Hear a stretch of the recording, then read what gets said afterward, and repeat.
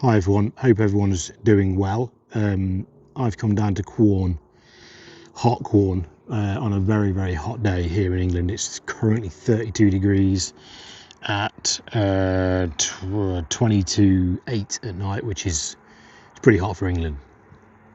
And I've come down to Quorn, and I've come down to Wood Lane. I've come down to the spot of the former 505th Parachute Infantry Regiment camp to just to see it as much as anything. And I thought I'd do a quick video whilst I was here, because I came across something very interesting the other day, which for me was like a little bit like hitting gold, striking gold. And it's something that I had glanced over and passed over countless times before, embarrassingly, and when I actually took the effort to read it properly, realised what was right in front of my eyes. And what that is that with a lot of these campsites in the UK for the 82nd Airborne Division, or with all of them, there's no documented information about the camps really.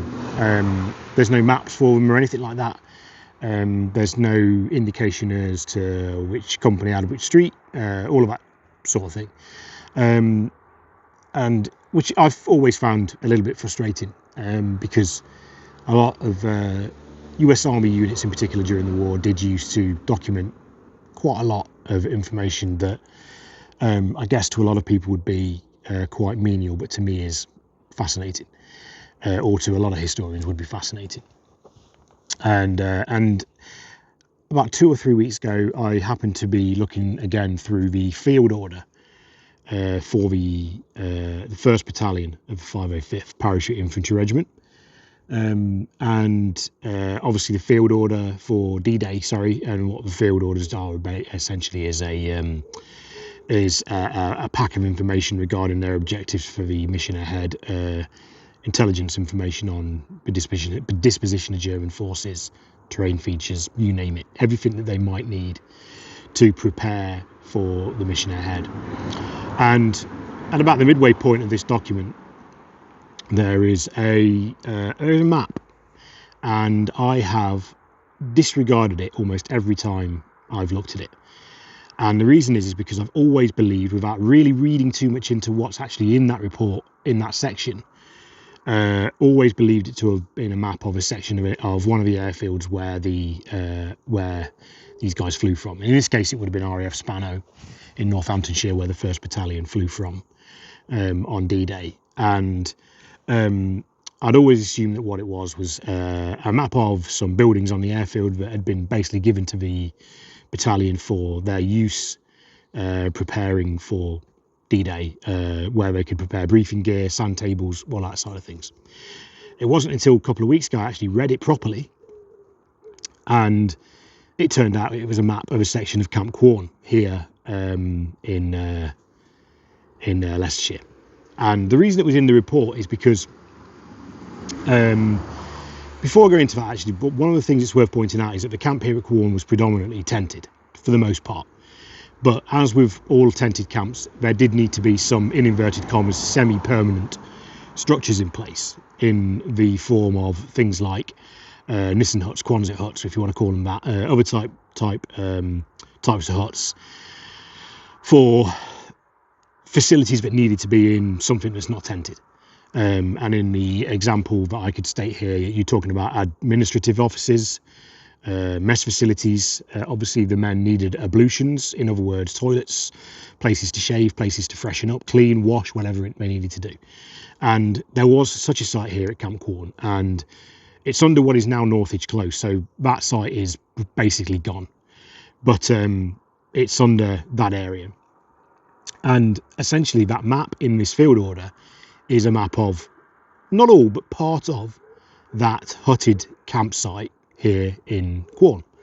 And the reason it's in the field order is because, and here's the other cool thing about it, is that it's the biggest clue I can think of yet, that that I have seen yet, that the men would have known that they were off to something big on when they left the camp here. And they left the camp here on the 29th of May 1944. So when they left the camp that day, This is the biggest clue that they knew that they were going off for a combat operation and not a training exercise, and I will explain why. And it's because what that field order details is the fact that the men had been ordered to essentially clear their bunks in all of the tents. They had been ordered to remove all their personal belongings, essentially leave the tents as they found them. Just 6 bunks, nothing else in there. They had been ordered to put all of their stuff in barracks bags, and to take them to this technical site, this hutted campsite, part of the camp, give these items to members of the service company who tick their names off a list, and they stowed them away in a number of these buildings, depending on what battalion you were with. It was a different building, for safekeeping. And obviously the reason for that was because obviously the regiment was accepting of the fact that when they returned to the camp, they would come back with men that didn't return, or come back without men who were not going to return, whether they were KIA, whether they were seriously wounded in action, whatever it might be, they would not be coming back. And it was easier for them to deal with their personal items, their personal belongings, than expecting their comrades to do it once they got back to their tent or something similar. If they were stowed away, already been packed away at the responsibility of each individual, that side of things was already taken care of. And so in this field order, it mentions that these guys were to take their barracks bags to places, for example, like the 1st Battalion mess facility, 2nd Battalion mess facility. And the great thing about it is that this map tells you, therefore, what each one of these buildings, each one of these huts that was on the site actually was used for during the war when the 82nd were here. Now, when the 82nd actually used the camp and it was tented, it was photographed by the Luftwaffe in 1944, and it showed all the tents, but it wasn't photographed again as a campsite until post-war by the Royal Air Force, by which point it was all hutted, because it had been turned into a POW camp, and then latterly it was used by the Lincolnshire Regiment and the Leicestershire Regiment as a campsite. But by that point it was totally huts, no tents at all. And so therefore the layout or the makeup of the camp had changed. There's a lot of squirrels around here fighting. Yeah, the makeup of the camp had changed. But critically, the technical site, that site of huts that were used by the 82nd, that were here when the 82nd were here, was still being used. So if you look at the aerial photographs of the camp from post-war, you can still see the layout of these buildings, which you can compare the map in the field order to, and it all matches up. And it's incredible. For me, it's incredible.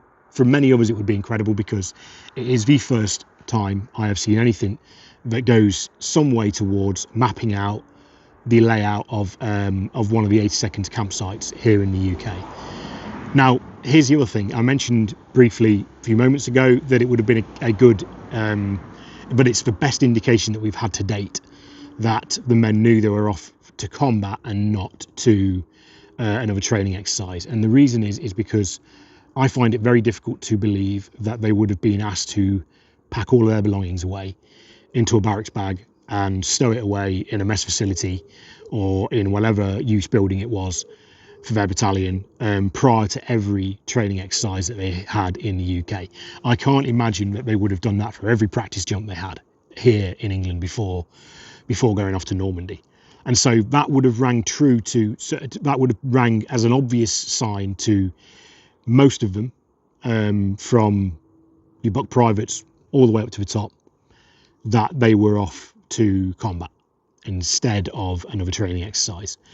And I don't think I've ever really seen any written indication or anything like that, historical reference other than veteran testimony, that gives any sort of indication that these men knew they were heading off to a combat mission and not on another training mission.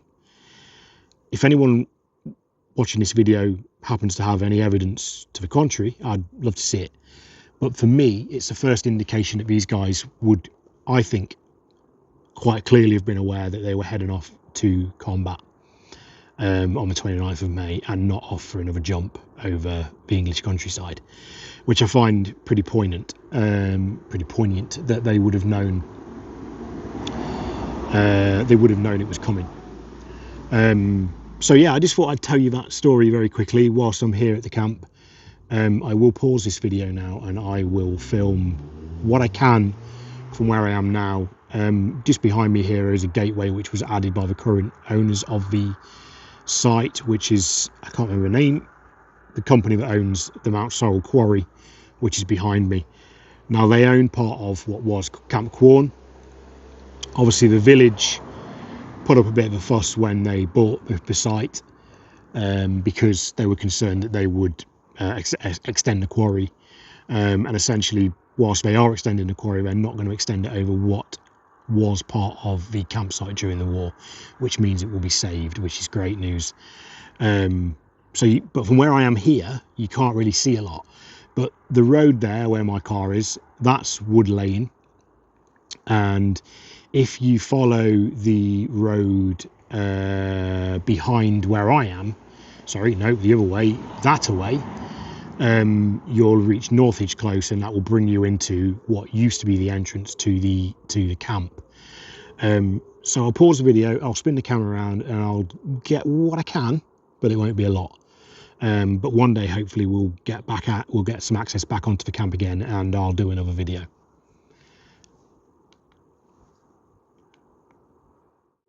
So this is basically what remains of Camp Quorn. Now you will have seen some famous-ish photos of the 505th here at Camp Quorn, in amongst these trees, so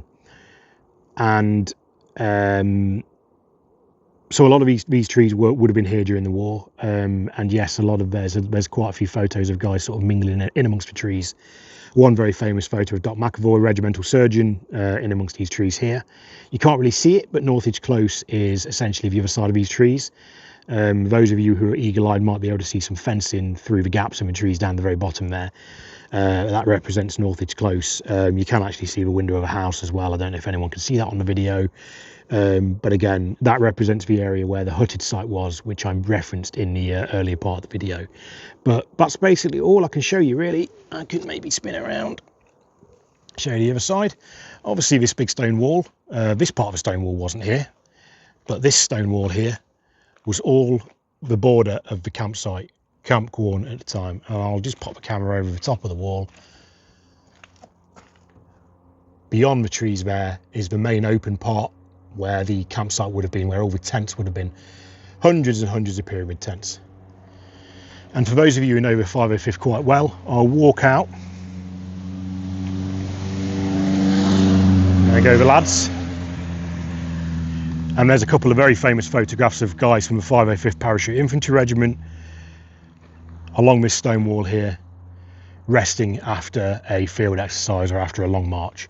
And that's a very, very, very famous photograph of the 505th here in Quorn. That's Wood Lane. Off up that way towards to the quarry. The quarry, of course, was used by the regiment for bazooka training, rifle grenade training. They fired bazookas at the rock face at the quarry. So there's lots of history around here. And there you go. That's Camp Quorn.